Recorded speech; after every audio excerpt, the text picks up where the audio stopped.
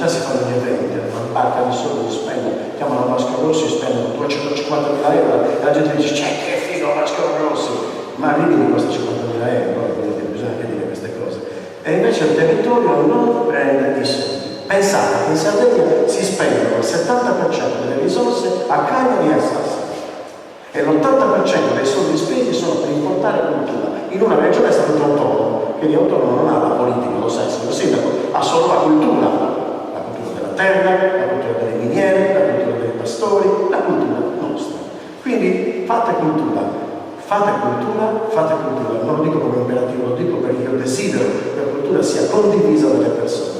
Ci vogliono più giovani, i giovani purtroppo si sono velenizzati o cubistizzati.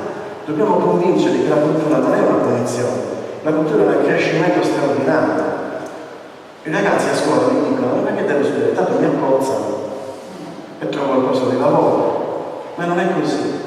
La cultura ti fa crescere. Erano molto più colti i minatori che erano ignoranti, che non c'era lo sciopero, facevano lo sciopero ed era una lotta di classe, cioè noi dobbiamo tutelare le nostre categorie. Erano molto più colti loro che non andavano a scuola, dei nostri figli che vanno purtroppo a scuola, ma non imparano il mondo. Così che stiamo andando avanti verso una crisi che ci renderà tutti poveri e non avremo gli strumenti culturali per sopportarla. Sarà peggio dell'altra.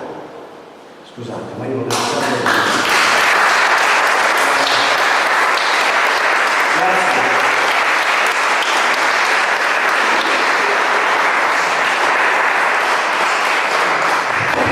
Ecco, allora io ringrazio per quelli che hanno resistito a questa cosa splendida.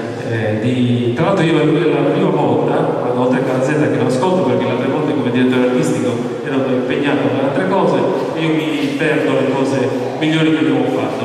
E quindi ringrazio Gianluca di essere venuto a San Giovanni, ringrazio Andrea che è un grande caperfugas, quindi abbiamo fatto un po' di cose, ringrazio chiaramente San Giovanni per aver ospitato quest'ultimo appuntamento in assoluto della Fiera del Libro che ci ha visto nascere e speriamo di rincontrarci altre volte e anche in altri posti. Grazie e buona serata.